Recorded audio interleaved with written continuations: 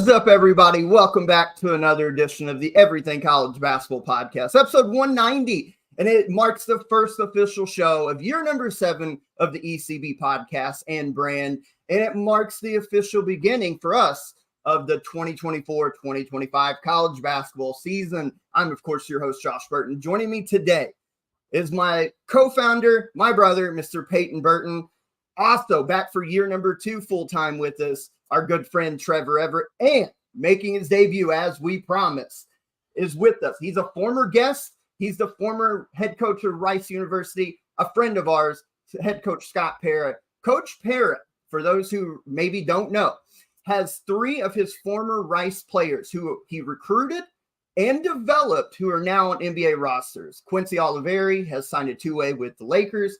Drew Peterson plays for the Celtics, who got a championship ring last season.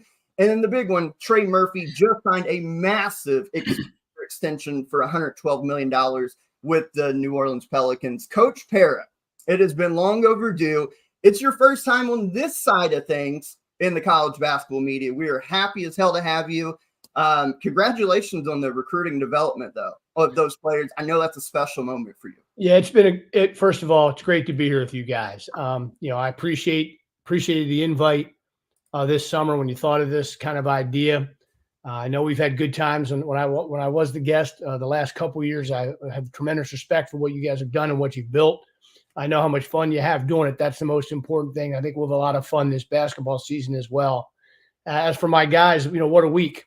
Just an incredible week of a proud coach of 3 tremendous young men that I knew when they were 17. Got to recruit them, got to know them. Be a part of my family forever, and to see what they've done is just really cool.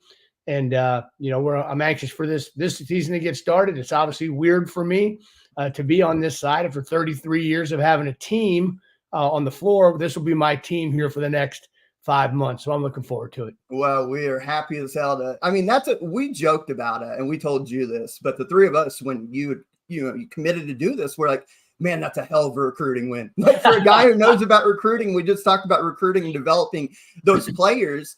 Like, for us, that's a huge recruiting win. You guys did a good job. Well, what can I say? Trev, we're going to talk a little bit about our magazine. The 3 of us, of course, the guys over at House of College Hoops, we all kind of collaborated, and we'll talk about more of that later. But coming off that magazine to finally be able to talk about actual hoops instead of spending late nights writing about it. I'm for one, I can't believe it's already here, but for 2, man, I'm so excited that it's here finally. Yeah, November 4th, I'm jumping out of bed faster than I ever have to have games, to be able to walk into a gym, to talk to folks, to just be around the game and be in person and just finally be able to absorb something that isn't a bunch of dudes hitting each other in practice. It's so much fun. I'm so super, super excited, man. The magazine, we're getting better at this, right? Every year, it's this thorough process. Doesn't mean it's not difficult. Doesn't mean it's not late nights. Doesn't mean it's not all of the above, right? But it's just really, really cool to finally take all of that work and be so prepared, and so take that thoroughness of what that takes to pull that off, and to be able to say, okay, now it's, you use our brain, use our mind, and go out there and really enjoy the game and be at games and just cover it. And it's just always so fun. Obviously, and I just want to say this publicly, I've said it privately, but thank you so much for the forward, Coach. We really, really appreciate that. That means a lot coming from you. So we appreciate it. More than happy to do it. You guys deserve it. And it was a great read, and it's a really good resource. Like I said, when I put it out and kind of promoting it, it's just a tremendous resource for people that love basketball. And I know the effort and the caring from getting to know you guys that went into that. It's not just some haphazard, let's just put this out there and have people read what we do. No, there's been a lot. I know the discussion that went behind it, probably the arguments that you got into over it. And that's what makes this game so great. That, with college football the way it is right now, with this 12-team playoff and all the discussion and great debate that's going on about who's going to make it, who isn't. And now you got college basketball coming up on the heels of that. Just great to have those conversations, whether you're in a bar room or in your living room or on the phone with friends. It's just it's a magazine worth taking the time. Well, we appreciate that. Peyton, as you just saw, shout out our guy, Connor McCabe, over on the YouTube. We are live, as always. Makabe live on the YouTube, the Twitter. It used to be Facebook, and then StreamYard. Facebook had a falling out, is what it is. But we are live, so if you're following along live, drop your comments below, questions, anything you got, we will get to them. Peyton, you took pretty much the summer off. You did contribute to the magazine and all that, but to have you back ready to go for the season, just kind of overview, how excited are you? Because when we reveal our top 25 later in the show, I think there's going to be some surprises, but I think the overarching theme of this year is that, yeah, UConn's come off back-to-back, and they're looking for 3 in a row. But I think the sport of college basketball, with as many quality teams as we should have, I think we're in a healthy spot. Kind of your thoughts on all that. Yeah, I think there's going to be a lot of parity in college basketball this year. There's going to be teams that are ranked high that probably won't be there very long to start the season. I think there are teams that are ranked way too low. There are teams that are not even ranked at all that I think should be ranked, that we'll get into later when we talk about bold predictions. But I'm excited. Yeah, I took a kind of a hiatus from doing really anything college basketball related in the offseason. Took a little break to mentally refocus myself for year 7. Still did what I could with the magazine, grinded that out, which was a lot of fun to do still. And I'm glad that everybody is enjoying that and getting their fix before the college basketball season starts. But, dude, I'm so excited. We got some banger games to start week 1. Kansas plays North Carolina. Louisville plays Tennessee. 2 games, obviously, I'll keep my little eye on. I'm very excited. Starting off year 7 hot. We got Coach Scott Pera on the show. We got Coach Pat Knight coming on the show. Dude, I'm excited. What a way to start off year 7. It sure can't help the mental reset, by the way, when the Big 12 used to be covering 12 teams, and now you had to do the Big 18. So Yeah, that was a lot of extra fun. Yeah, it was so much fun going through editing that, and I thought I was done, and I just would keep scrolling, and I'd be like, oh, yeah, Utah is down here. That's right. It just kept going and kept going and kept going. And I'm well, like, the funny thing, I think it may have been you, right? Because obviously I did the SEC. And it was either you or DeRosa, our guy DeRosa, going through and editing, and they're like, wait, why is Texas and Oklahoma in the SEC? I'm like, because they moved there. That was the biggest brain fart. And I watch college football every Saturday. That was the biggest brain fart I've ever had doing this. Like, I was like, Josh, you wrote the Texas Oklahoma in the completely wrong conference. And he was like, they're there. They're supposed to be there. And it just took me way too long to be like, oh, yeah, that's right. That's right. Well, Coach, for you, and I still, like, I'm a very nostalgic person. Like, I love when we do the throwback logos for the top 25, I love all those logos because a lot of them I grew up with in the 90s. But when you see this conference realignment and you see Texas and Oklahoma in the SEC, and that one don't seem near as bad as some of the others, but you see, like, these West Coast teams playing the ACC, like a Cal going all the way to Duke to play on a Tuesday night Super Tuesday game. How awkward is that for you, or do you embrace it? It's a great question. And I was having this discussion yesterday, or maybe it was even Friday night at our local high school football game. It's just so strange. Rutgers is playing at USC Friday night in football. Look, it's hard to wrap your head around it because Rutgers is not. What are they taking? 25 people to the game on the plane? I mean, so it's too far for the Rutgers fans to embrace and travel. SC's having a down year. There's did you see the crowd there? I mean, it was terrible. And I know I know why it happened, and everybody knows why it happened. But it's really hard for me to wrap around. And basketball is going to be just as challenging because Texas and Oklahoma is one thing. It's odd, but at least geographically, it makes some sense. Stanford playing North Carolina, or Cal and playing Duke on a Tuesday night. I mean, it's just going to seem very strange and hard for those any rivalries, and maybe going to take away from some rivalries too. And I know they'll keep the really strong ones. Duke and Carolina, it's always going to be a rival, but you're going to lose something somewhere with somebody because you got to play these other teams in these games. Well, part of what makes college athletics the spectacle and what we all love about it is the regional rivalries. Yes. And you mentioned Duke Carolina. It's like if Carolina has been rumored, if you believe in all that, to try to get to the SEC along with like Florida State and a couple others. Imagine that goes away. Imagine for whatever reason Duke Carolina, because Carolina has the potential to make so much more money in the SEC. It's what we're doing, is taking away all these big time rivalries for the almighty dollar. And especially with football, I hate that we've talked about this many times. I hate that our sport, basketball, gets caught up in football money. And I know football drives a lot of it, but I hate that basketball has to suffer, especially with these rivalries, because of football money greed. Look how good the Big East is. I know. I mean, league is amazing. And it's crazy, but unfortunately, I don't see it stopping until we're down to like 3 super conferences. And I think that's where we're headed, unfortunately. Speaking of unfortunate news, we do have Pat Knight coming on. That's not unfortunate, but we do have him coming on soon. But before then, I do want to get to some tragic news that affected our sport this last week. Head coach at South Florida, formerly of Kennesaw State, a rising star in this industry. Amir Abdul-Rahim passed away suddenly.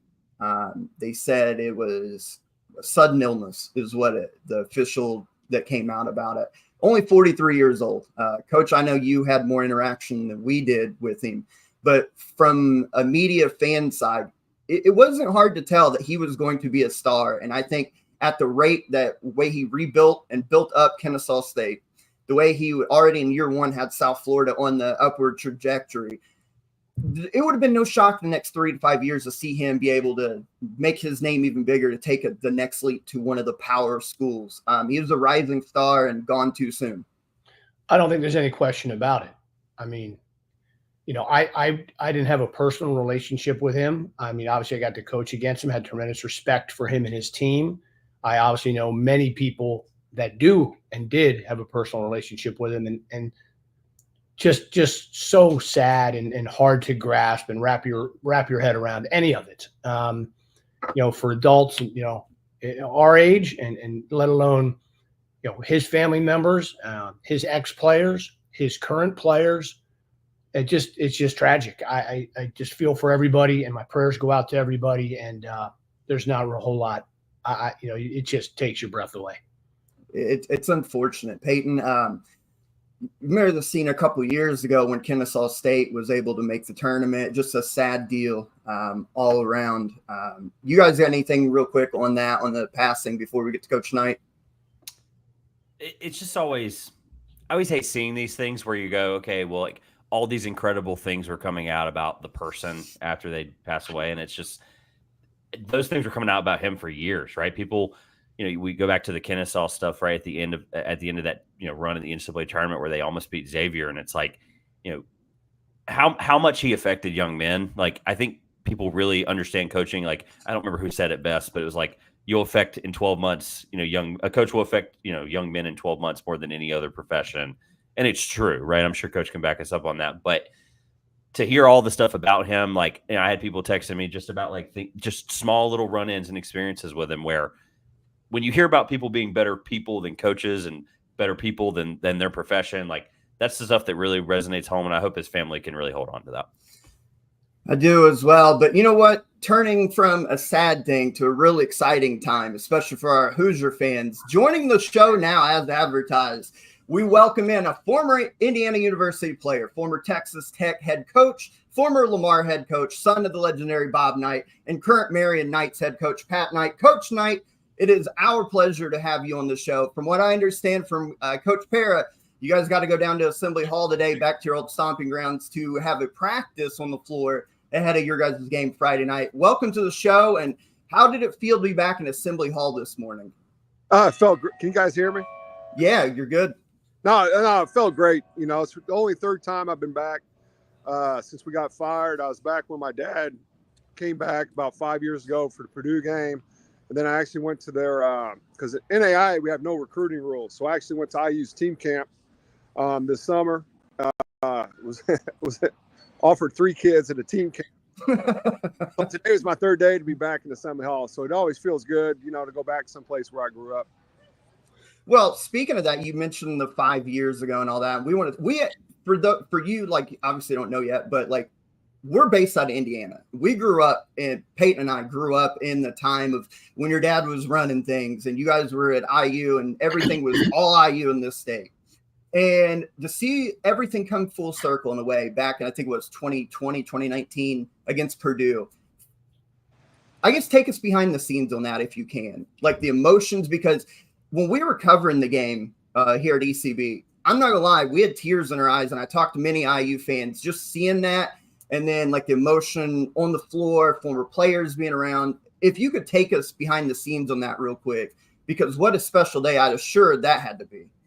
No, it was big time, and Coach probably should have gone back before that, but better late than never. And, what a lot of people don't know, dealing with the Alzheimer's, we had to get him back while, he still knew people and could enjoy it. And so it was really good. We kind of had a secret committee. No one really knew about it, with Quinn Buckner, Scott May, Bob Hamill, sports writer, and Scott Dolson, the AD, to kind of, and Randy Whitman, and make sure nobody really screwed it up to get Coach back. And because I think he decided, he was talking to Randy, and he'd come back maybe like 2 months before. And so we just had this timeline. We had to get it done. I told the guys, he's getting worse. We got to get it done. And so to be able to pull it off was unbelievable. And, we had great setup. We had a couch for him, and we warned all the guys knew about the Alzheimer's. Hey, go to him 1, 2 at a time, because he gets confused if there's more than one or 2 people. And he just was on that day. I mean, he was remember, guys' parents, the recruiting stories. And then when we took him out on the floor, he was just like, hey, you guys help me out. If I have to wave, who do I need to go, point to or whatever. I mean, he was just on that day. And even got a call from Donald Trump afterwards. Oh, wow. And I'm not a political guy, so we're not going to discuss that stuff. But it was just Neither are we. Neither are we. It was just a great day all together to get him back. And, you could see just the love he had for the former players, and the players be able to see him. And this reception from the crowd. I mean, I think everybody was pretty emotional, and we were all joking. We were more nervous for that than we were at any game we've ever played in or coached. Well, I tell you what, you're talking about everything coming back to him that day. He sure in the hell remembered how to say defense, because that clip where he's going to the absolutely. crowd. Oh, my God. It popped all of us. Loved it. Trev, you got something for Coach Knight? Yeah. So, Coach Knight, first of all, thank you for coming on today. So, Josh and I, like Josh said, Indiana guy here. I'm a North Carolina guy, born and raised right in the middle of Tobacco Road. So can you settle a debate for Josh and I? I've always wanted to ask. No. It's a good thing. I promise it's a good thing. So these guys had no idea I was going to ask this, but like just a little bit of context. Big North Carolina guy, grew up in the middle of Tobacco Road, like I said, and we obviously understand that it's Indiana, it's North Carolina, it's New York. There's just a handful of states that just really basketball's different, right? Yep. And obviously, that you're around it. You're now coaching back in it. Your dad went there. You get the whole thing. But as a state, can you just? We're not settling debates here today, right? I said we may, maybe you do, maybe you will, maybe you'll sway me. But what makes the state of Indiana basketball so unique, and it sets it apart from somewhere like a North Carolina, or even just a state that tries to be up at that level? Because they know where Marian University is. I mean, that's a great point. There's not one other state that would know all the NAIA schools. So when I go out recruiting the first time, I'm a little nervous. Like you go up, I go, Marian University, where's that going to be? They know this Crossroads League. It's like the first kid I offered posts it on Instagram. I got an offer from Marian University. I mean, they know our league. It's almost like these jobs, like Steve Alford's sons at Huntington in our league. These jobs, we're almost treated like we're coaching at Purdue or Indiana University. They respect basketball so much. It doesn't matter if you're Division 1, 2, or 3, or NAIA. They know every school in this state, and that's what separates it. Like, a lot of my friends have called, what's it like?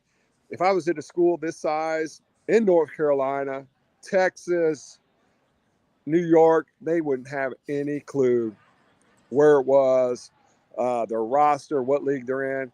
This state knows everything about basketball. It's hard to explain. And that's why I think kind of wore my dad out being down in Texas all those years, because it's such a football state that you come back here. This is the premier, I don't care what anyone says, basketball state in the United States. Yeah, look, like you mentioned the NAI and the conference and everything. Like I was doing preparation. We have a preseason magazine we just released on the 18th, and I'm going through and I'm researching where these transfers are coming from, and like Grace College came up probably 5 to 7 times, and I'm like, I have to know where this school is now, and I'm looking in there, they're nationally ranked. So yeah, to your point, it's a really, really great thought there. Last question for me, and I know you and Coach are going to have just a nice little get together here, but when you talk about the last 10 years and what that's looked like being an NBA organization and kind of looking at things from a scout perspective, big NBA guy here, so I'm curious, what did the last decade of NBA scouting teach you about coaching? Is there any lessons or things that you'll carry over? Obviously, you're not recruiting guys when you're scouting them. You're evaluating the talent, how thorough that can be. Is there anything that you learned in the last 10 years that's really important to coaching that may carry over? Well, just dealing with kids. I mean, it's changed. Everybody, what's your coaching style? Well, there's none anymore. I call it adaptability. Every kid's different now. And being in the NBA, we have sports psychologists. I mean, we put them through tests trying to figure out, are they an A personality, B personality? And I think it's just a change, just how individual these kids are nowadays.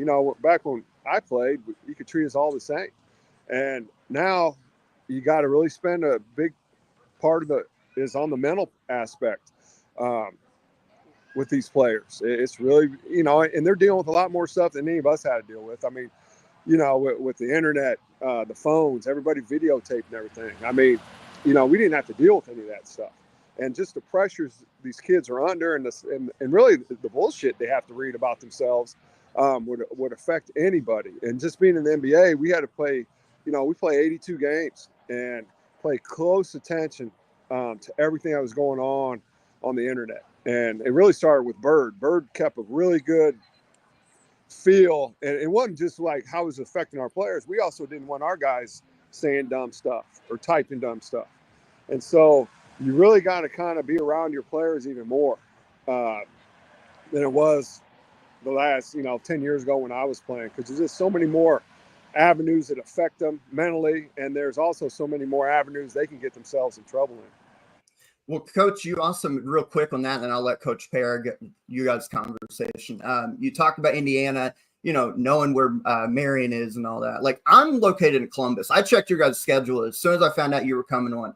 You guys play IU Columbus. It used to be IU PUC. I've seen that. I'm right down the road from Franklin College. I could tell you who's in their conference with Anderson and with DePaul and all those. So great answer, because Trev and I, being North Carolina, Indiana, I tried to tell him Hoosier State is where basketball is king at. So I appreciate that answer backing it up. Coach Pera, take it away, because I'm sure you guys got great stories everybody wants to hear. Look, first of all, I don't know if you can see me or not, but I want you to know I'm repping. Oh, there you go. I'm just so you know, I stayed at his house less than a month ago, and he was made sure I got one of these T-shirts, and I'm happy to wear here today with him on. Also, Pat, I'm not sure a year ago we had you being the coach of Marian and me on the media side interviewing you in the bingo card. So this is a pretty unique situation. But here's something for me. Why now? Why Marian? Why after 10 years? Why get back into coaching? What motivated you, and give the people why you did this? Really, not to be demanded, watching my dad die. I mean, life is short, and just watching him those last couple months fade away, and being there when he passes, it kind of kicks in the ass, and I wasn't happy with the way things ended. None of us are, and when we coach, we're all going to probably end up getting fired, but that always galled at me. And so to me, it was like, hey, look, if I got one more chance to get in, I didn't want to be an assistant. So I knew to be a head coach, you didn't have to be at a small school, and I wanted to be in Indiana. And I was like, if something will open up in this state, I'm going to jump at it, for two reasons. To hopefully end on my own terms. And I never was able to build a program, and then honor my dad one last time. And honestly, if you would have asked me before he passed during the year, we just got two brand new 2-year contracts with the Pacers. Everything was great, but then just kind of watching him fade away, and when he finally passed, I was like, I want to give it one more go. I'm 54 now, and it's either now or never. And so those were really the two reasons. Just try to finish on my own terms and honor my dad one more time. That's really cool. And give these guys and or maybe they know, but even the people that are listening, I know the Indiana people probably know, but the folks that are on listening to me, how the connection to Marian was, just because that's kind of cool too to me. Yeah, Steve Downing's the AD, and he's actually was my dad's first All-American in 1973. And so Steve's been like a family member, 30-some years. And when he got hurt, first round pick, the Celtics, hurt his knee, and my dad brought him right to IU to get his master's, and was assistant AD all through my dad's rest of his career in Indiana. My dad brought him to Texas Tech as assistant AD in charge of basketball, and he actually got the Marian job while we were down at Tech. And so it was kind of funny, not funny, but he was down there just visiting my dad, kind of paying his last respects, and we're just talking about the great job all their coaches have done, and their coach had done a great job, Coach Hetty. And I was like, hey, if he ever moves on, I'd actually think about getting back. And he was like, why the hell would you leave the NBA? And I just said, Steve, it's just personal. That's all I got to tell you. And so we didn't think anything of it. And this is in September. Year goes on. After the season, Coach Hetty moved on, took the UIndy job where he played, and it just ended up working out. I just said it kind of in passing, and Steve remembered and called me up to see if I was interested. I think that's a really cool part of the story. I really do. I mean, because the reasons you gave why you wanted to do it, and then who hired you to do it just makes it really cool. I'll give one story, then I'll let you guys ask one more question, and we can let him maybe get back up to Marian. But it's not going to be the one story. No. We'll keep some of these off the air. Yeah. But we were sitting so Pat and I like this Italian restaurant in Vegas a lot, a place called Piero's, right, Pat? Oh, yeah. And it was a big, Pat is, for little known fact about Pat Knight, is a huge Rat Pack fan, okay? And we're sitting there one night. It's beautiful. It's one of my favorite restaurants in the country. And Pat and I've had many dinners there. And we're sitting there one night, maybe about 2010 or 12, because a few years before he passed. And at the table next to us is Jerry Lewis. and so Pat was pretty psyched. And there was some other, like an important person, like the mob lawyer or somebody was there everybody's worried about. And Pat was getting pictures with Jerry Lewis afterwards. I thought that was a really cool night. That's awesome. That's awesome. Peyton, you got anything for Coach Knight? Yeah, I'd be remiss if I didn't ask this question, because Josh mentioned it at the top of the show. We have a lot of Indiana fans that listen to the show. A lot of people love and adore your dad so much. He was the king of the state for so damn long. What's the one thing or a couple things that you learned from him, whether it's coaching or life lessons? What's the couple things that you learned from Bobby Knight? Number one, being loyal. There is no more loyal person than my dad. I mean, to his friends and to his former players. I mean, he would do anything for people. People would call him up and he would make a phone call, help them with jobs. I mean, help them get the right cancer treatment. I mean, I could go on and on. I mean, he was the most loyal guy, and it didn't matter. As long as you were his friend and played for him, he was going to be loyal to you. And then number two is just the work ethic. I mean, that's what he instilled in all of us. So, his whole goal, he was on our ass a lot. And his whole goal was he wanted, one, to make the game easier for us after practice, but also life. And honestly, you talk to any of the players, when we got out, left Indiana, life's hard, but he made it a lot easier for us because we came away there with the work ethic that a lot of people don't have. So loyalty and just having a good work ethic were two of the main things. Coach, we got to let you go. I got a couple rapid fire. We have one viewer question, if you don't mind. We'll make it quick. During your playing days at IU, obviously, I remember the senior day where your dad doing all that at the final game, and said that you were his favorite Indiana player of all time, which makes sense. But when you played at IU, he's full of shit. It had to be I think it was Quinn Buckner, to be honest with you. But, I'll go well, hey, don't argue with him. Just go with it. Oh, I didn't. But he's not around, so I can argue with him now. Speaking on that, I almost lost my train of thought there. During your days there playing, though, you played with obviously some of the greatest Hoosiers of all time. If you had to say one or two, and you were there with some all-timers, Yep. Who would be the one or two best, just pure talents that you got to play with? Calvert Chaney and Damon Bailey. I knew it. On Damon Bailey, that story, right? Everybody here in the state always talks about it, where your dad went and seen, was it 7th or 8th grade, all that, right? And then the legend built leading up to that historic state finals game up at the Hoosier Dome. What kind of guy 6'4" that could kill you inside and out? We put him inside in the post more than he was outside. I mean, he was so versatile as a player and being undersized. But those are two probably the most talented guys, I had the fortune of playing with. So on that, coming in with all that hype surrounding Damon Bailey, leading all the way back to his middle school days when your dad went and saw him and offered him and all that, how did he behind the scenes deal with the pressure? Because that is a lot for the state, especially during that era where IU was consistently considered to go to the Final Four, win titles, win Big Ten titles. You're playing for the General. That is a lot of pressure and a lot of hype. He did well on the court, but behind the scenes, did it ever start to get to him? How was he behind the scenes? He didn't really have a life. That was the sad part. He laid low a lot, and we roomed together our freshman year. And then we lived with different people after that. But, we'd always hang out.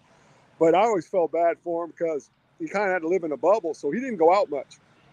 Really didn't go to the parties, didn't go to the bars like the rest of us because, people just swamped him. And then the people from his hometown were coming up all the time. And I really felt bad for him. I thought he handled it well, but the poor guy was kind of a shut-in. He'd just go home and hang out in his apartment and just wouldn't be able to get out. And I always felt bad for him about that. But this is how famous and popular he was when he came to IU. And you hear stories from back then, especially like people would drive by his house there in Bedford and try to just like take pictures, see if he was home, see his parents, and just like honestly some weird shit. But they love Damon Bailey. And he's still revered in the state today, especially by older generation IU people.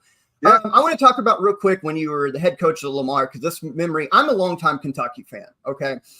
I remember when you were at Lamar, I'm wanting to say it was Calipari's first year at Kentucky. You had just played Louisville, and then it was a matter of days, a week later, whatever it was, you played Kentucky. And I remember after the game, leading up to that weekend, it was going to be the big Kentucky-Louisville rivalry game. And the people asked you, the media asked you something about that, about, comparing the two. And you're like, hell, I don't know. I wish I could come back and just be here in this environment and watch this game as a fan.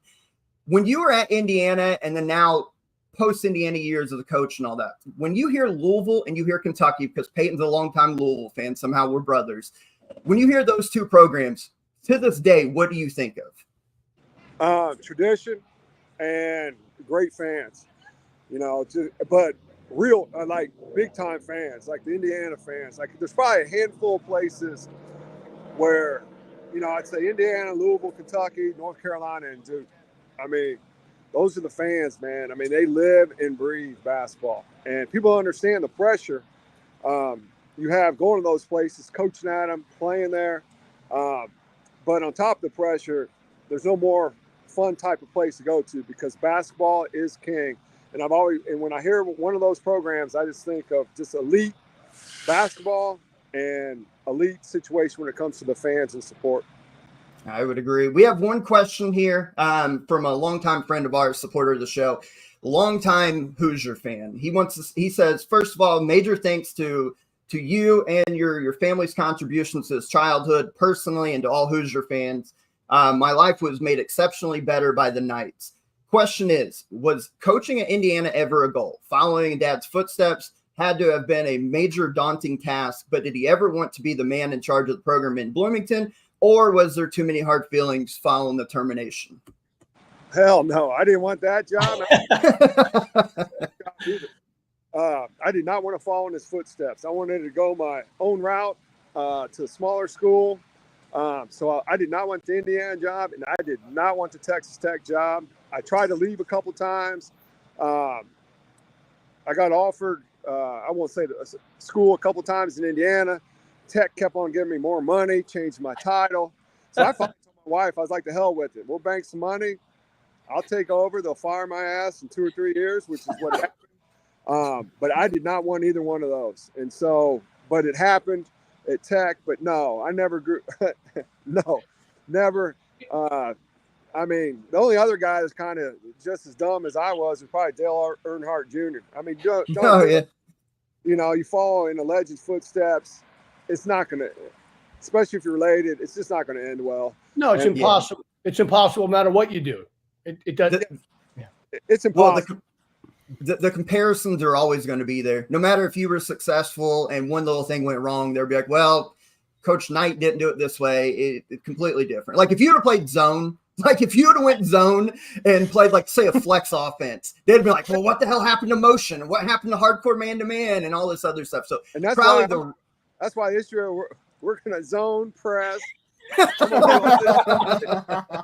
a team now. I really don't give a shit what anybody thinks. I'm going to do it the way I think is possible. I'm just going to give my team the best way to win. So yeah, you're exactly right. If I would have tried any of this stuff 10 years ago, I would have heard from it, but now I can just do my own thing, and you'll see us trying every defense junk stuff I don't even know how to do yet. I'll just get on Championship Productions, get a video. Hey, I know a DVD guy did a matchup zone on there. 1999. I think I can sell you one. Well, Coach, we'd be remiss. You guys you're obviously at practice this morning. This upcoming Friday, you're taking your Marian Knights down to Assembly Hall to play your former team, where you have a lot of history with, the Indiana Hoosiers, in an exhibition game. Real quick, on your team, what have you learned about them in the short couple months that you've been able to work with them? And kind of what are your expectations going into Friday night? I got tough kids. We're undersized at this level, but tough kids that play hard. They're smart. So, I expect them to compete, not be scared. And, we'll get something out of it. But I just want to make sure Indiana gets something out of it, that,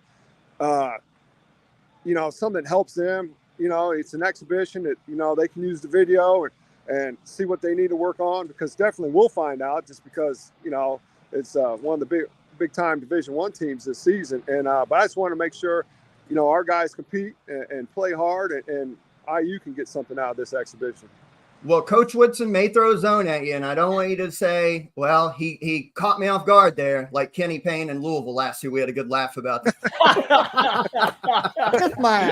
I'm just playing. Coach, seriously, though, it's been amazing. I'm sure you gave us more time than what you planned for.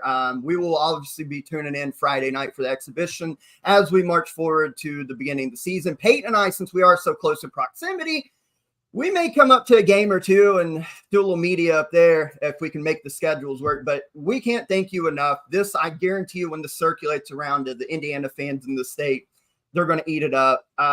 Thank you again for joining us, and hopefully if schedules align, we can have you back on and talk a little more, hopefully about your Marian Knights doing well. Yeah, anytime. And ask Scott, if you come up to Marian, man, I'll take you we'll go to my tiki bar afterwards. That sounds hey, I saw it when it wasn't I'll book open. the ticket now. I want to be there when it's open. Hey, I'm checking the schedule now to see a game I can make.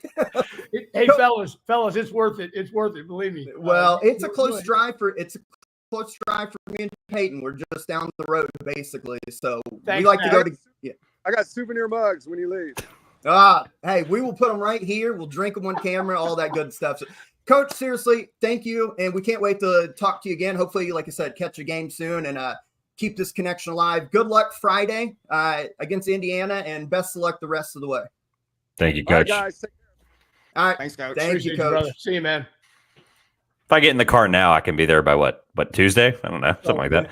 Just fill you guys in. So now that he's off, so he built a house about, I don't know, maybe 10 minutes from campus. And apparently, like in the neighborhood there where they have these houses, most of them have these, like it's like a rental place above a garage or whatever, and people use it to well, Pat didn't want to do that, didn't need to do that. And so he basically built and made a tiki bar out back of his house, up the steps of his garage, above his garage. And awesome. I have a video. He's a full tiki bar. He's serious. If I come in for a game or you guys go up, we'll go there after a game and you hear some more stories. He's the best. He's been a great friend for over 20 years. I'm really happy to see him back. And how about that reason as to why he decided to do this? Just really, really cool and really good to hear. Well, you know what? I'm glad he mentioned that. And I appreciate his honesty, because there's sometimes that people, and that's what we've talked to you about, just be you, relax, we'll have fun with it.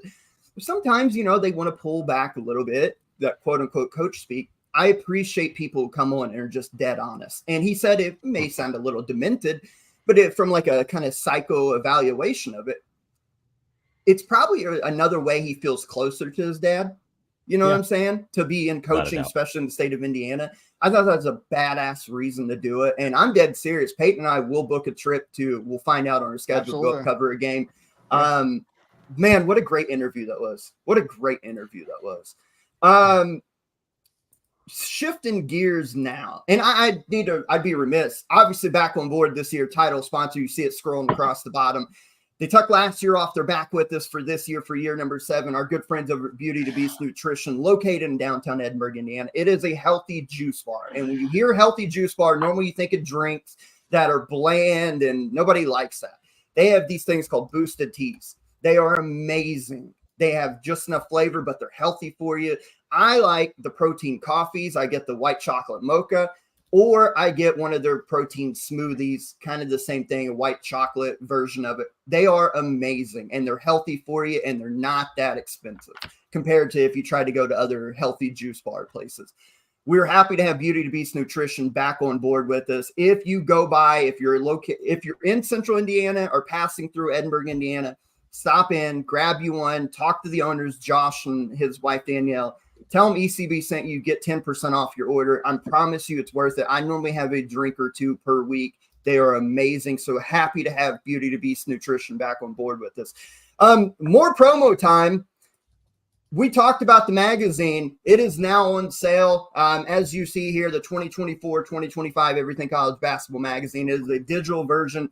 You go place an order. We will have the PDF sent immediately to your email. You go through all 364 teams covered, every conference, everything that you want to get ready for this year's college basketball season as a reference guide to be smarter than your friends. We have it all, and we spent months getting this ready, making sure information's right. I couldn't tell you how many JUCO kids that transferred to schools that I watched video on to make sure my analysis is right. This is well worth it if you're a college basketball diehard like we all are. And very proud of the product we've put out. Trev, Peyton, you can speak more on it, but go buy a damn magazine. Man, I don't even know where to begin. I'll just be short and sweet because I just want to jump into all the fun stuff. But it just, we're just super, super thankful for everybody that takes time. I mean, Division I assistants are taking time out of their day and their wallet to purchase this. I mean, it's just something that would never think is possible. People from Spain, like just anybody in between, right? We see the states that are definitely the more, basketball centric, right? We see the Indianas, the North Carolinas, but it's just so cool, man, from all across the globe to see people buy this and care about it. Obviously, it wouldn't have been able to be done without the team this year, obviously increasing in numbers with all the great people we had. I'm going to say them all really quick. If I leave you out, I'm so sorry. But we had Screen the Screener, of course, as you see on the screen there, his top 50 players revealed that. Sunbelt Syndicate we had on this year. He does a lot of great college football work with the Sunbelt. He covered the Sunbelt basketball, and he texted me actually when he submitted his finals. I was going to share this for him. He was like, I've always, done football majority and kind of gotten into basketball as the non-con kind of gets rolling and then really jumps into the Sunbelt as conference play starts. And he said, he's like, it's the most juiced he's ever been for a season. It's the most excited he's ever been to be that prepared and to be that thorough with his research. He was super, super excited to be a part of it. So Sunbelt Syndicate, we also had Stephen Bagel, many different things he does, but he did some incredible work with some conferences. And we had all the, House of College Hoops folks, Big East folks, super, super thankful for everybody that was involved in it. It was a big process. We appreciate anybody who has bought one or sees this and plans to buy one. I promise you, especially with the lack of college basketball magazines that's kind of went by the wayside, this is worth it. It is worth the $20 to get you ready for the year. Coach Pera talked about it earlier. We sent him a complimentary copy of it. If he appreciates it, I promise you, as a basketball fan, you will as well. We will have the link to this. We drop it in the Twitter. You can find it. Hit us up. We will get you set up to buy your copy. It is worth it. Go pick it up now because to be ready for the season, this is what you need. Let's talk about some more news that occurred this past week in college basketball. And I've got a hot take on it, but I do want to get your guys' opinion on this. So we all know Tony Bennett is a phenomenal basketball coach. His best thing that he does, I think, as a coach is bring kids in, develop them, win basketball games. He's not the high-end recruiter that you see with some of these other programs. But what he was able to do with Virginia, who had, I would say, limited history at best. You'd have to go back to the 80s with Ralph Sampson and company. But then there was this big gap, and he comes in and wins ACC titles. He wins a national title. He has Virginia consistently in the mix nationally and in conference. Hall of Famer, I think, no doubt, for his contributions. But 2 weeks before the season begins, he pretty much out of the blue says, that's it. I'm retiring. I'm going to hand the reins over to my assistant coach. Before I kind of give my hot take on this, Coach, I'm going to let you start since this is your profession as well. Tony Bennett retiring, I guess. Talk about him as a coach, and then your thoughts on him retiring kind of out of the blue. Well, so Tony and I have a history on a couple levels. Number one, back in the Pac-10 days, I think recount before the 12, I think. And he was at Washington State, and I was assistant at Arizona State. Actually, even before that, when I was at Artesia High School, and he was at Washington State, he and his staff were the first to offer James Harden a scholarship. So that's a really good trivia question / little stat for you. So I knew Tony all the way back to 2005 or so. And ever since that time, having just nothing but unbelievable respect for him. In fact, when I was going to make the jump into college coaching in the spring of 2006, he offered me a director of ops job at Washington State. And then I got the offer from Herb to go to Arizona State. And so, James, I knew James would probably be more apt to going to Arizona State than up to Pullman and Washington State. And so I took the job at Arizona State. Plus, my wife wanted to live in Phoenix, not Pullman. Plus, a little more money. And there was more money offered at Arizona State. And I remember Tony asking me when I told him why I took the ASU one, hey, Scott, just tell me what was, I know what I offered you. I know what ASU, tell me what ASU offered you so I can go back to my administration and tell them, this is the difference and why we're losing people in jobs. So I'll never forget that piece of it. And then you fast forward years later, we see each other, we keep in touch some, and I wouldn't say we're good friends, but we're certainly friendly. And COVID hits, and Trey Murphy's back home in North Carolina. Rice's virtual classes. He doesn't come back after spring break. Nobody knows what's going on in the world. And now Trey's going to transfer somewhere near his home, and Tony is where he ended up playing. And, obviously losing Trey was devastating to me on a personal level because I had such great admiration for the young man and was so proud of what he was about to do for us and eventually did for them. But Tony, when Trey got drafted, 17th pick in the first round, 4 years ago, whatever it was, I sent Tony a text and just said, hey man, just really happy, thanks for your help with him and happy that he ended up playing for you, and he responded to me and he said, Scott, you had way more to do with it than I did. It just says you all you need to know about Tony, not his just humble way about him and his selflessness and his ability to, be consistent with who he is. Now the last part I'll speak on, Josh, is, it kind of says the state of college basketball. If Tony Bennett's retiring 2 weeks before the season and Jay Wright retires 2 years ago or a year and a half ago, whatever it was, and these are two of the giants of the game, giant people, giant personalities, giant, legendary coaches, and they just, it's not good. And it's a shame for the game. It's a shame for the kids that won't have the benefit of playing for such great men, and in this case, Tony. And so, part of me is sad. But for Tony, if he's happy, then I'm happy for him. He has certainly earned the right to do what he chooses to do with the rest of his life at 55. Peyton, in the last couple of years, we've lost Coach K, Roy Williams, Jay Wright, Tony Bennett, 4 massive, massive figures. And then Jim Boeheim, 5 massive figures in the sport of college basketball. All championship coaches, all Hall of Famers, all that. I know you usually cover the ACC or have your nose to the grindstone on that because of Louisville and other things. Of course, ACC is a big conference, and you've always had thoughts on Virginia that I think we share, where you don't necessarily love their style of play. It's not the most fun, but they win and win a lot, and we always said Tony Bennett was a great coach. When you look at all these people, all these luminaries who have stepped away, presumably for all the same reasons, and Tony even mentioned in his press conference when he officially announced his retirement about how it's kind of gotten out of hand and needs to be pulled back some. What are your thoughts? And how does Virginia recoup from this? Because, man, we talked about their history before, Tony. It's going to be hard following that. Kind of your thoughts on all this. As far as how they recoup after Tony Bennett retired, I actually don't know. I don't have the answers for that because that's a difficult question to answer because we don't know. Before Tony Bennett got there, they wasn't really any that good. I mean, the only national title they have is because of Tony Bennett. And now that he's gone and now he's retired, I don't know where the program or what direction they're going to take this program.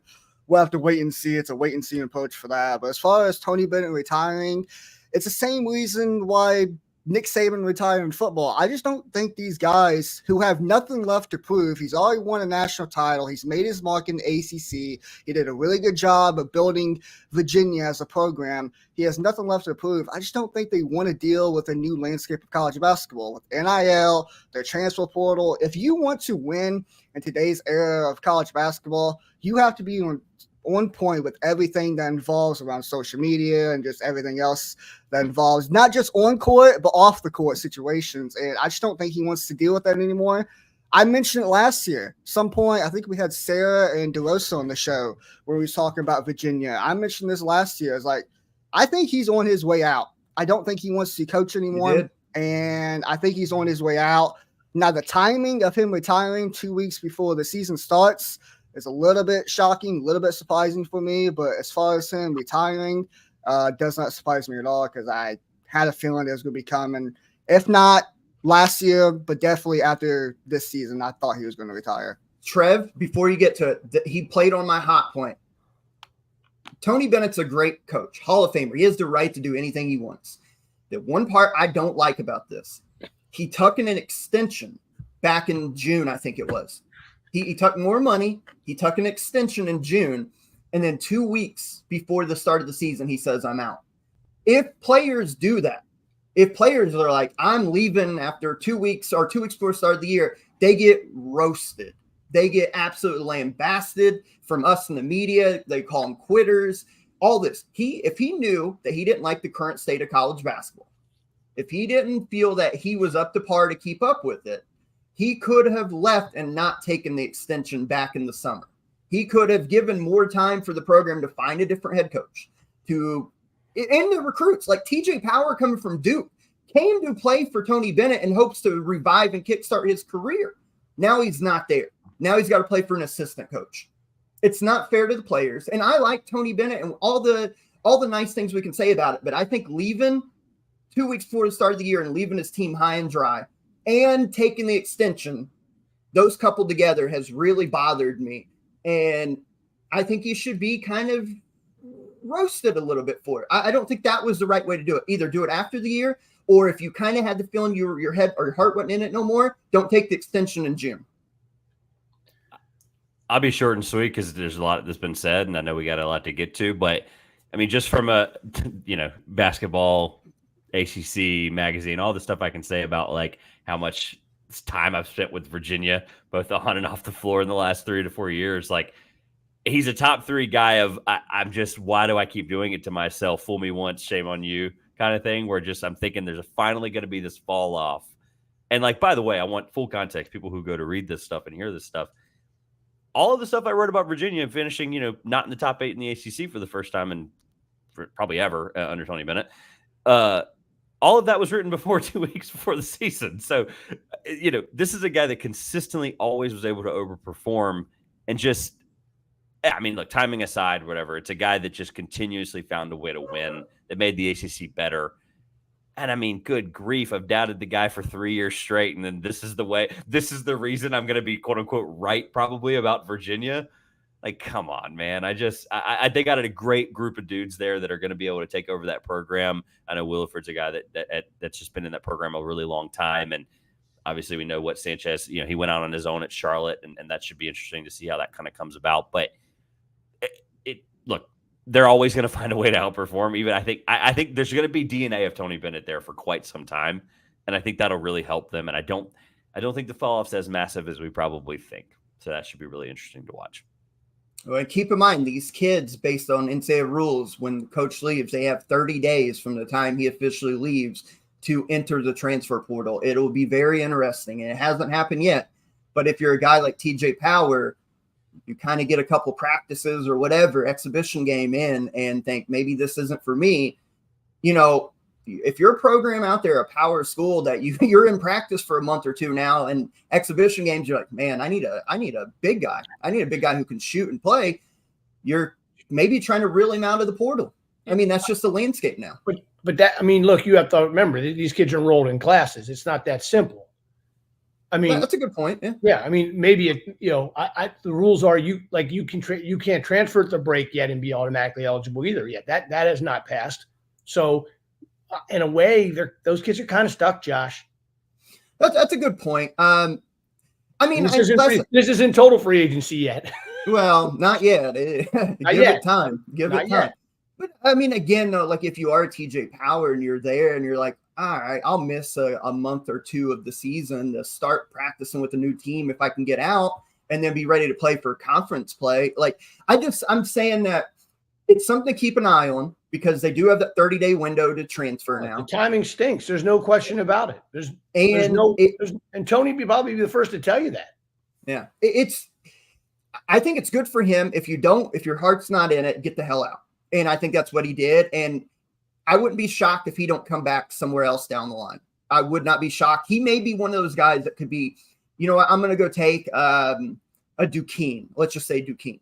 Smaller school. Maybe don't have to worry about some of the stuff as much as a high profile where I can just recruit. Well, I can develop. I don't see it.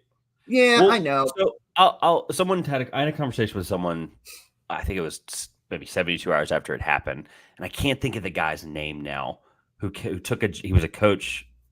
It wasn't in basketball. He was a former coach. He took it like an advisory role basically for a program. I can't remember who it is now off the top of my head, but they were like, the perfect role for him would be maybe somebody that's just not even just somebody that has an advisory role in some way that helps support a program where it still keeps him in it, still keeps him, using the basketball mind.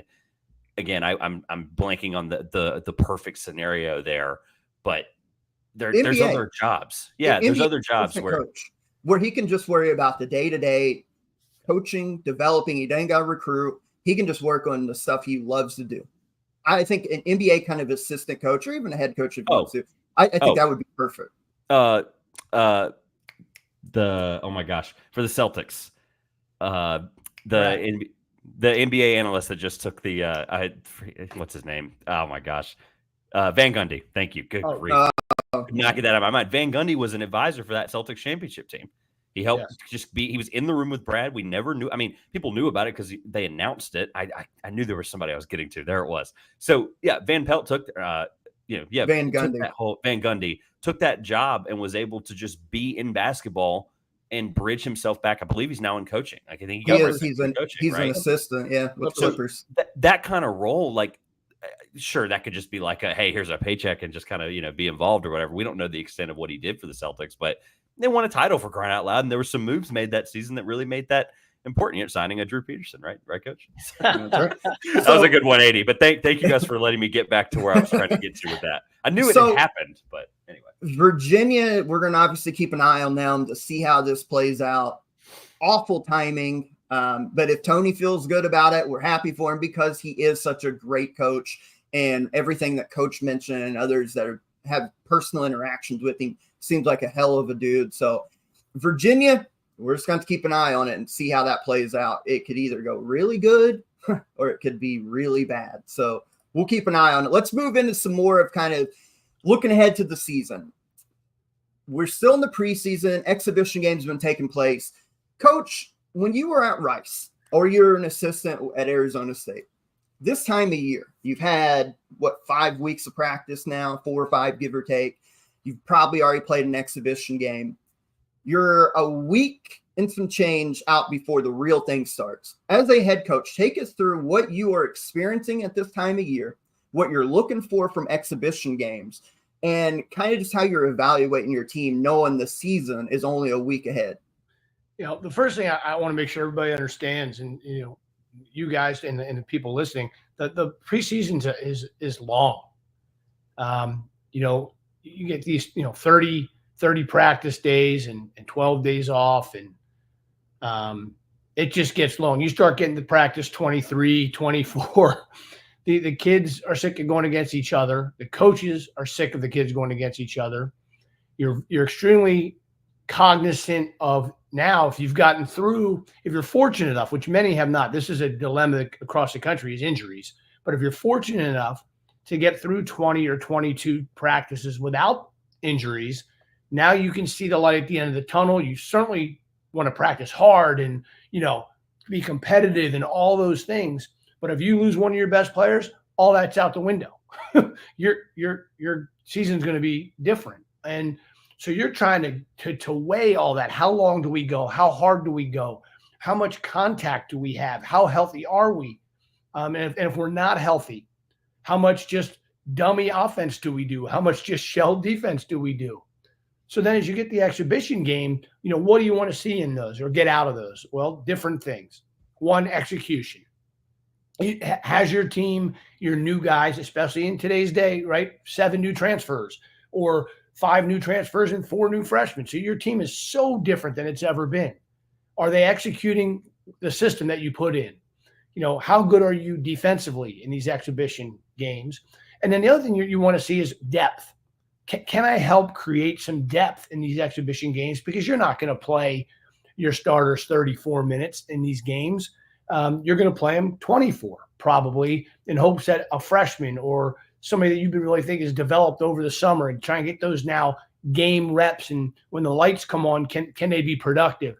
So those are the things you're really, looking for. And maybe, depending on the scrimmage or situation, a situation to work on, and the game stuff and the clock stuff. Again, so the kids are familiar when on November 4th, they throw it up for real. Everybody knows exactly what is expected, what their role is, and how we're doing things. Well, how much in these exhibition games are you as a coach tinkering? Meaning, like in your case at Rice, you would always have a guy or two, or maybe even a couple starters back that you kind of know what they do, and then you're mixing in these new kids. How many times in these games are you like, all right, we'll play our 2 guys. Let's say we'll play Quincy Oliveri and Drew Peterson. They'll be on the floor, but we're going to put 3 new guys in and mix these lineups just to see what you have on the floor and be like, oh, crap, that worked. Or maybe we can work on this better, and set plays and different variations of plays. How much are you putting in by now? Are you putting the full offense in, or are you putting like 45% in, and then we'll add more as the season goes? Like, how much on that side of things are you tinkering with things? Well, most coaches, including me, are so worried about what they put on tape in an exhibition game. Right. So you're getting vanilla. You're not going to see most teams go to play or new things that they came up with in the offseason. Usually they're not, or sometimes, you put some things on tape that maybe you're not going to do just to kind of, so there's some of that chess game being played around the country with things that are going to be on film and not on film for your first, 1 or 2 opponents. But yeah, you're mixing lineups. You're playing guys, in spots to see how are they going to react. Maybe you play a freshman, the last 4 minutes of a game that, in a spot, he probably wouldn't play in the coming weeks, but, he goes out there and, takes a charge or it gets a huge rebound or really knows what you're trying to do defensively. He's talking more than he talked and you're seeing some progress from those things. So you're trying to get some of those things out of the exhibitions, and then you just want to get out of them healthy. Right. That is the other piece to it. So, well, Well, Peyton, he mentioned too, like situational things that you could potentially look for. I noticed in both the Kentucky and Louisville, their first exhibitions, they were blowing their teams out. But there was a spot, let's say out of bounds underneath, that Coach Pope and Coach Kelsey both took timeouts, and they're up 30, 40 points. But to draw up a play and make sure it's executed, to not waste time, to build for the season when that situation comes and about. They want to see if their team can do it on the fly too. Maybe Yeah. it was a play they had not practiced. Okay, now we're in a game. The lights are on. Their heads are spinning. Can I draw something up, and can they focus and run what I just drew up? That's important too. So it's a lot of evaluation in exhibitions. The wins, losses, obviously, you want to win them. Like everybody wants to win them. It's better to win an exhibition game than lose it. Sometimes guys would tell you it'd be okay if we lost. Right. Well, Get their yeah, attention. for the motivation and Yeah. getting the attention.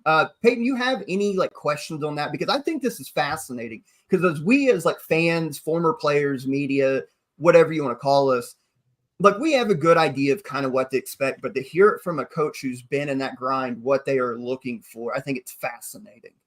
I don't have a question, but I do have a statement, and then I'll let Trevor ask his question he wants to do. I love these exhibition games way more than I do those stupid-ass secret scrimmages they were doing a couple years ago, because at least we get to something to watch and look forward to as fans. I love the fact that I got to watch Kansas play Arkansas a couple nights ago. I love the fact that I'm going to get to watch Tennessee and Indiana play later tonight. Illinois and Ole Miss played earlier today. Like, I like, even though they don't matter as far as records per se, at least we get something to watch. We got our fix in before the college basketball season actually starts. So whoever's idea it was to actually do these like charity exhibition games, thank you. I love you. And I'm happy that I actually get to watch something before the season starts. They go to a great cause. I mean, like literally turning this secret. I mean, I've only been doing this for a few years, but I can't imagine what it was like for a John Rothstein texting Coach Pera 8 years ago. Like, what's the score of your secret scrimmage? Like that just, look, I've already had to do that this week more times than I'm being willing to admit. And it's just not fun. No one likes to send that text. I just want to be upfront about that. None of us do. But yeah, like you're right. The fact that these are out there for, like a Towson and a St. John's, right, playing on a Saturday at noon, and people get to go out there, buy tickets. It goes to a great cause. Like it's just, I'm glad that we're able to see these. Coach. Oh, go ahead. Sorry, Trev. So this is my favorite question I like to ask coaches, and the ones that I do know and know well. I'm sure they don't love this. I ask them every year at the beginning of seasons. I haven't had you at the beginning of a season yet, so I'm just going to ask you the same question I like to ask every coach. Maybe it's 14 days out or whatever. We're less than 2 weeks now, but what's a message to a locker room right now? And I know I had to step away. You guys may have kind of touched on this a little bit, but I love asking coaches this because I kind of get an eye roll. But like, what's the message to a group 14 days out or so? Just like, hey, we're getting ready to, as you mentioned, how long and drawn out that process is. What's your message to a locker room around this time of year as you're this close? Yeah, I think it's a very good question because, those messages change. They change sometimes from week to week or month to month, but definitely year to year. Because like for example, my first couple of years at Rice, all we were trying to do, now we're trying to win games, but we were trying to build a program. My AD and I, Dr. Joe Carlgard, we had long talks. Mike was there quick, right? 3 years, boom, and he got out and took the VCU job. That's what Mike and I was part of that, right? I helped him do it. And that was his goal, to get back, at a school, and it worked out for him getting his, VCU. But Joe wanted somebody there to build a program. And the word I kept using was sustainable program. So the messages in those first couple of years, when Trey Murphy was a freshman, versus when, Quincy Oliveri 5 years later, and it's my 6th year, when Quincy Oliveri was a senior, were totally different messages in terms of teaching kids how to play hard, how to compete, making sure you have a great culture in your locker room, making sure, you're trying to get better day to day, but you also have a big picture in mind. Versus fast forward to Quincy's senior year, we were pretty good. His junior year actually was probably my best team, but he got hurt, and we ended up the record was better his senior year. But the point was, then the message was different. We expect to win every night. We expect to compete in every game. We expect, to get to 20 wins. So it depends on your personnel, where you're at in your program, how many years you've been there. And that's how those messages kind of are delivered through in each program. the last thing on this, and we'll move on to our next topic here. Let's say, for instance, we'll stay on Kentucky because it was on my brain. They win by 71 points in a blowout in the exhibition. Look tremendous, 21 threes, all that. But when you have an exhibition or a scrimmage or whatever, and you just absolutely dog walk a team, what's your message then? Because I know most coaches want to be like, well, let's find something, right? Let's your defensive rotations, Trevor, were awful. You got to work on those, or maybe whatever it is to try to be like keep them grounded. But when you're kicking somebody's ass like that, how hard is it to go in and be like pick out negatives because your team looked pretty good? Like, how is that in the locker room? It can be challenging. You know, what you're trying to do is just make sure you're hammering home whatever mistakes were made that you've kind of focused on in the preseason. So if they're late on baseline rotation, and that's been a problem in Tuesday's practice and it showed up in Friday's exhibition by some freshmen, well, that's going to be pointed out in the team film and the individual film or whatever, because that's something he needs to personally learn. So you get a lot of probably more, Josh, in those situations, individual stuff where the assistants and the head coach spend time. Now, they may show the whole team to make a point, but they're really spending time with those individuals to say, hey, look, man, you want coach to play you on game night and you're late on this rotation again, or your closeout, your hands weren't high again, or, you know, look at the angle of your feet on your closeout. We've been talking to you about that for weeks. So that break down, really break down the individual stuff of that, no matter what the score of the game is. And Right. that's what you're trying to tell those kids even going into the game, knowing you might destroy the team. And then there's some team stuff. Maybe you ran a play. Doesn't matter the score. Up 50, down 50. You ran a play and they screwed it up. Like, that's unacceptable. You know, you need to be able to focus when the lights are on and execute what we've been doing in practice. So those are the types of things that'll be pointed out no matter what the score is. Well, I'll tell you what, when I was coaching middle school, high school, what would drive me insane is we'd work all week in practice about breaking down butt low, chop your feet, hands high, all that, close out. And then you get into a game and a kid wouldn't even do a shot fake. He would just kind of raise his eyebrows and my kids would go flying. And I'm like, what are we doing? And like, what are we doing? Game slippage, Josh. Game slippage. I know. It would drive me insane. They ran for it. Ask Peyton. He played for me. Yeah. they would run for it.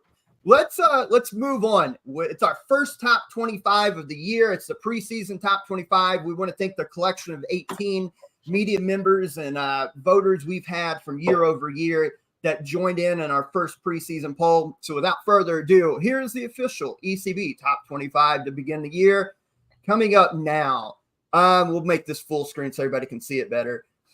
As you see, this was the closest race for the number one spot that I can ever remember since we've been doing this. Kansas, 434 points overall. Alabama, 433. And to keep in mind, for those who don't know the point system, a first place vote equals 25 points, second 24, all the way down to a 25th place vote on the ballot is 1 point, and you calculate them all together. That's how we get our top 25.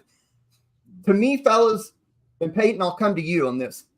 Kansas, Alabama being 1 point separated tells me that people are conflicted on obviously who the number one team is, but it also says that there is a lot of expectations for a lot of these teams inside the top 10 this year, when maybe in years past you only looked at 2 or 3 teams.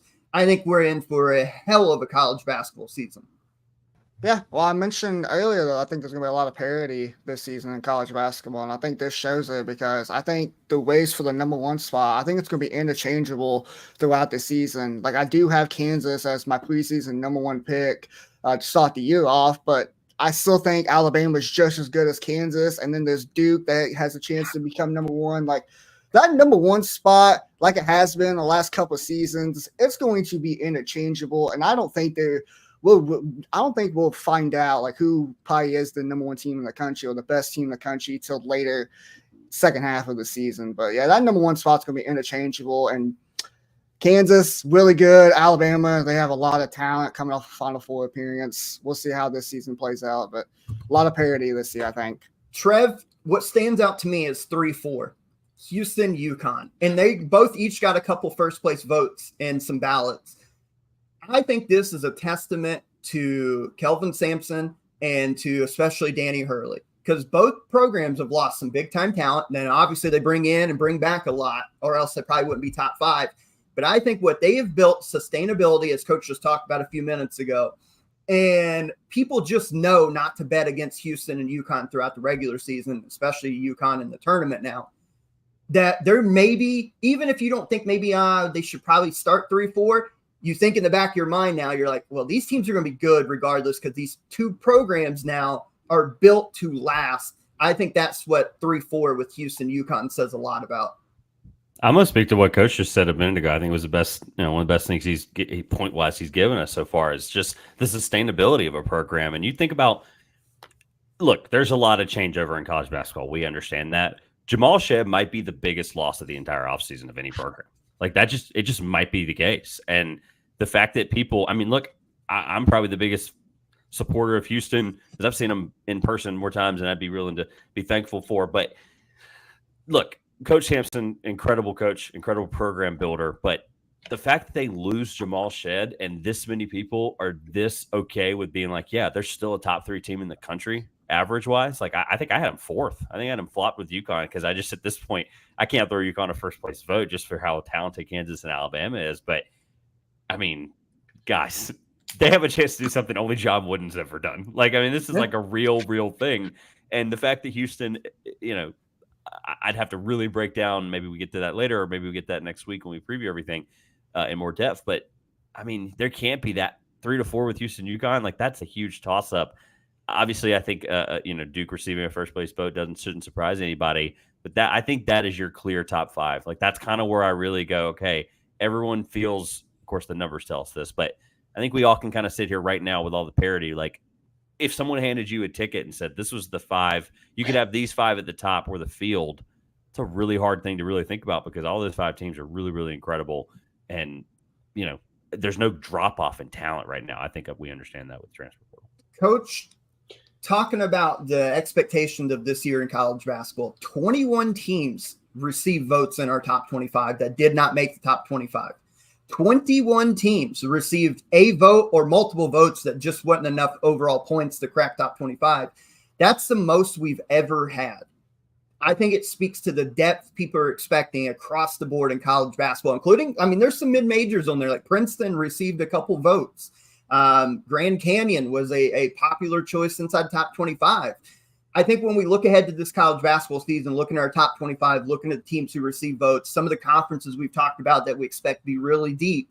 Coach, I think we're in for a hell of a year. I don't think there's any question about it. And that's why I said what I said at the very beginning of the show about, the excitement that this comes off of with the new college football stuff. Look at the teams in college football this year that are now going to be able to be in the playoffs because it's 12. Indiana's undefeated. BYU's undefeated. And to play to your point of those 21 teams that didn't make your top 25 that received votes, I think it'd probably be an argument for every one of them to maybe be, 23, 24, or 25. And that's what makes the game so much fun. It makes college basketball, so exciting. It leads into the obviously the greatest month of the year in sports when March Madness hits, the conference tournaments, then the NCAA tournament. And look, I was thinking about what Trevor was saying about the top 5. Well, imagine, if we fast forward to April and the Final Four was Kansas, Alabama, Houston, and UConn. It'd be like ridiculous, right? I know. Just insane. It wouldn't be shocking. That's the thing. It wouldn't be shocking. And bloodbath, that's for sure. And a couple things before we move on from the poll here, and this will go up as soon as we're done recording. We'll put it up, blast it on the Twitter, Facebook, and all that. But Indiana, 17th in our poll. We talked to Coach Knight. They're about to go down there Friday and play an exhibition game. They're going to play the number 12 team in our poll, Tennessee, here in about an hour in a charity exhibition game. When I look at Indiana, they are loaded. I think they had the number 1 transfer class with Umar Ballo coming in, Miles Rice coming in, Kanan Carlisle. They bring in a 5-star Bryson Tucker, and then the guys they bring back. Indiana is going to be really good. I actually voted them a little bit higher in my personal ballot. They're going to be really good, big across the front line. It's going to come down to shooting. Coach, if you were, let's say you were Coach Woodson, and you were headed this Indiana team that people have high expectations for you. You're in the top 25 in the AP and the ECB poll. You got all this talent. You bring in the number 1 transfer class, but the problem still remains, if I could spit it out. English is hard sometimes, of shooting. are you just constantly getting your guys in in-game shooting, or what are you thinking if you've got these lofty expectations? Well, first of all, I would have to probably hopefully watch some of their practice tape and look at their practice stats to see how they're shooting it now. I mean, I know we have this, preconceived what we believe to be their issues. I'm sure they're addressing them. But yes, to answer your question, there's just a guys that are spending a lot of time in the gym, getting up reps, hopefully, game speed reps as well, if they know that's going to be a weakness. And if it ends up that, through 20 or whatever practices, it's showing that it is going to be a weakness, well, then they're going to have to make sure they really define their roles, Josh. In other words, who's allowed to shoot these shots and who are we trying to get the 3-point shooting numbers from? Because if everybody thinks they can and they're all shooting 28%, well, that's a problem. If you have a couple guys that can shoot 35 to 38%, well, then Coach Woodson's going to make sure those guys are getting the most shots. That's a good point. And last thing on the top 25, we all expect that the Big 12 and the SEC are going to be the two premier conferences. And the top 25 kind of shows that. The Big 12 has 7 teams represented, and the SEC has 8 teams in the top 25, making up 15 of the 25 spots from one of those two conferences. I think both conferences are loaded to bear this year, especially high-end talent. Trev? Really quick, I just want to speak to the parity one more time. I want to read the teams that, when you sent this to us yesterday, it really stuck out to me. You mentioned how many, but I'm going to read you mid-majors that receive more votes than high-major programs. Okay? From the top, obviously, just missing is UCLA, Illinois, Texas, Wake Forest, and Rutgers. I voted for, I believe, 4 of those 5. So, there's obviously a lot of us that had somebody there. Grand Canyon, McNeese, St. Mary's, Boise State, Princeton, and Dayton all received more votes than high-major programs below them. And by the way, how did UCLA not make the top 25? They were the first team. I don't know how much time they we are have. talented. I had them I think 27. Yeah. And so it just Wake Forest. I had the bump. I bumped them up. Somebody's got to go, I guess. Somebody's got to go. Illinois, I was surprised by too. I really was. True. I had Illinois. I did not have UCLA. I worry. We know Mick Cronin's a good coach, defensive first-minded coach. So they're going to slow the game down. He wants to be physical, all that goes with Mick Cronin teams. I worry about if they have to rely heavy on Sky Clark, because Sky Clark's a big talent. We've seen it in spurts at Louisville. We've seen it with Illinois. I worry if that's got to be their number one guy, because he can be hot and cold. There's certain things I worry about UCLA, and in a new conference where I think they're deeper than they've been, though. Mm-hmm. Well, there's a case to be made for sure. And look, we're probably going to be wrong. UCLA may be the number one team in the country. I've been look. First of all, I didn't get a vote in the top, and that's fine. UCLA would have been in mine. Well, we'll get you on when the games start. I didn't know if you wanted to do it or not. Let's go as we start to wind down here.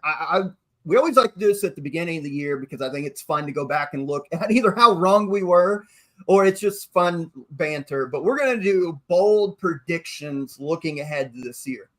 And I wrote mine in the format I sent all of you so you could see kind of where my brain is at. I've got 4 of them that I feel fairly comfortable about, that I'm sure these fan bases are going to roast me. Number 1, I know it's going to be crazy after what they did to Kansas in the exhibition game. I think that a grain of salt a little bit. Kansas was down their best player. They were down a transfer that's probably going to be their best 3-point shooter, and it's an exhibition. I think Arkansas flops. By flops, I mean 10 or more losses, and I think they don't make it past the first week in the SEC tournament or the NCAA tournament. I just think we saw that Boogie Flan's going to be phenomenal. Like, as a freshman, he's going to do it all. I worry about some of the culture around the program. I worry about the style of play. I have a lot of concerns with Arkansas. I think they're super talented. I think they're going to be good, but I don't think that they're going to live up to some of these expectations that maybe some of the people and other media, and especially fans, have placed upon them. I think Arkansas, 10 or more losses, and does not make it past the first week in the NCAA tournament. I've got UConn coming back to earth. And by coming back to earth, it's crazy to say I think they have 7 to 9 losses this year. Doesn't mean I don't think they can't win 3 in a row, but I think they're going to struggle more in the regular season they have in the past couple years because they do have to mix in a newer crop of talent. They don't have that one out-and-out stars they've had the last couple of years. And their schedule's brutal. I think that I could see them losing early in December, January, until they figure out their Big East play somewhere in the early middle part of February, and then are really good by March. But I think by then you're going to see UConn with 7 to 9 losses somewhere around there. I've got Gonzaga's Sweet 16 streak being snapped at 9. They're going for 10 years in a row making the Sweet 16, which is insane if you think about that. How hard it is to win in the tournament, and Mark Few has made the Sweet 16 9 years in a row. I think they're going to be uber talented. I don't know how deep they're going to be. I could see them running into a matchup that gets them in like the second round. And then my last one, this will be a fun one. I've got Rick Pitino. No matter how this year goes with St. John's, we obviously have him top 25. I think he's about done. Uber bold prediction. I think he retires at the end of the year, comes back to Kentucky, and takes over some kind of administrative role. I think that we're undervaluing him coming back at Big Blue Madness, getting that reception. He was almost in tears. His guy's there, and he really wants to help him. I think that he wants to be back. I think Big Blue Nation wants him back for sure now, and he knows that. I think that Pitino retires at the end of the year and comes back to Kentucky in an administrative GM type role. Those are my 4 bold predictions. Like I said, I'll probably be wrong in every one, but this is why we do it. It's fun. Peyton, what's your bold predictions? I've got 2. I do agree with you on the Arkansas one, by the way. I just don't think they'll have enough shooting ability this year like Cal did last year at Kentucky. I just don't think they'll be able to shoot the ball, and we'll see how. I do think that what's his name again? Freshman. Oh my God. Boogie Flynn. Thank Boogie you. Flynn. I knew it started with the B. Boogie Flynn. That kid's for real. I'll just say that right there. But my 2 predictions, bold predictions. Purdue, I don't think Purdue is going to be as good as they've been the last couple of years. I think without Zach Edey, I think their offensive identity is going to take a fall. A lot of the offense last year revolved around getting Zach Edey the ball down in the paint and having him kicking it out to open three-point shooters, and that worked out very well for them. They shot over 40% from 3 last year. You take him out of the equation. We seen last night, I think they won the game, the exhibition game, but they struggled.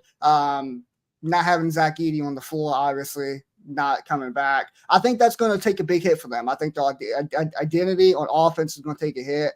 We'll see how they play out. I do think they got good guards. Matt Payne is a hell of a coach. He'll probably figure it out.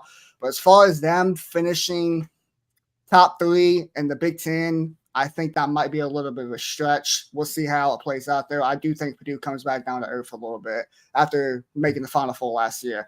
This might be a homer one, but I don't give a shit.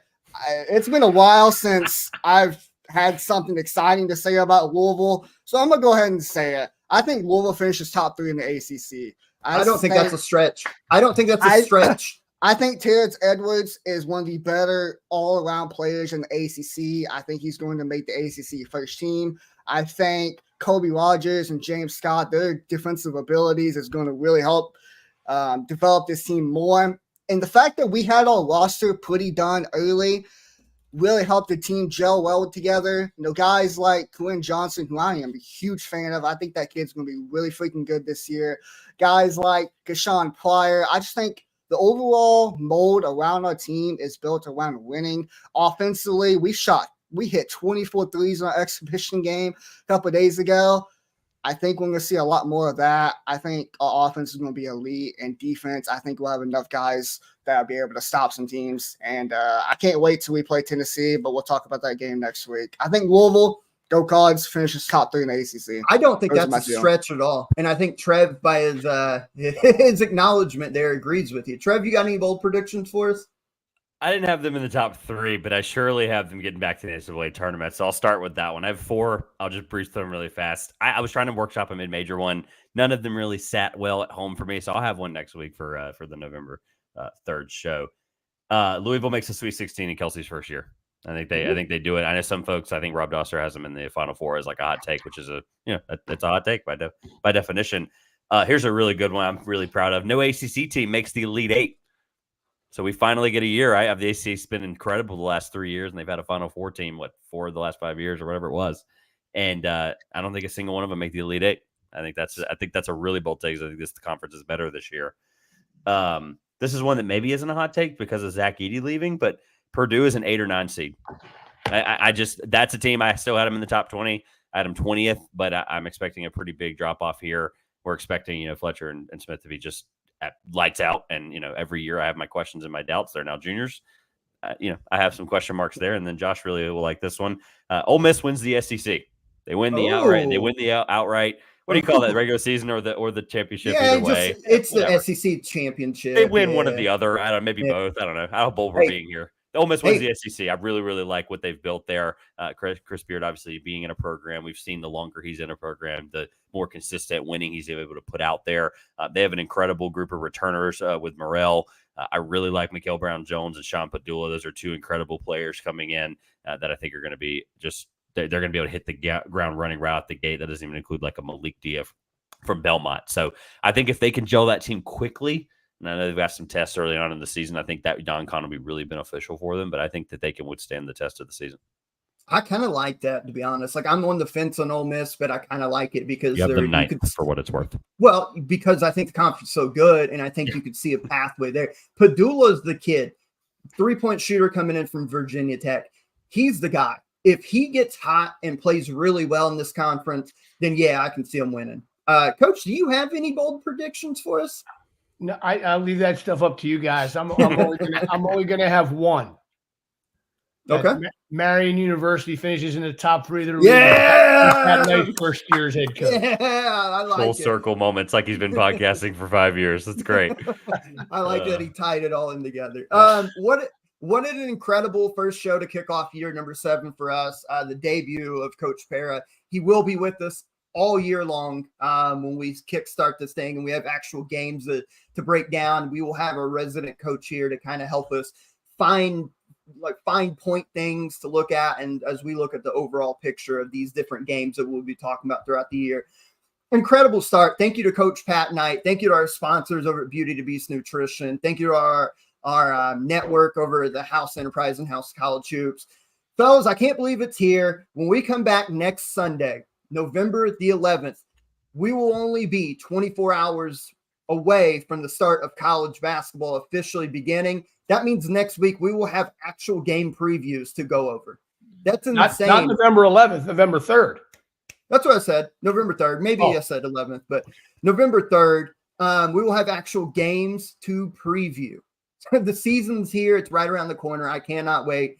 Our friend Connor McCabe says excited for the season just for Kansas lose the second round of March and drop a couple of Big 12 gimmies. Connor, you gotta be strong in your belief in your Jayhawks. Thanks for having me on, fellas. Well, we appreciate you, Coach. We can't wait to have you on the rest of the year. For Peyton, Trevor, for Coach Pera, everybody involved in this, we hope you guys enjoyed this, and we will catch you guys next week. Same time, same channel, but we're only talking actual game previews. Until next Sunday, we hope you guys enjoy it. Enjoy the rest of your NFL Sunday, and until next week, we will catch you guys down the road. Peace.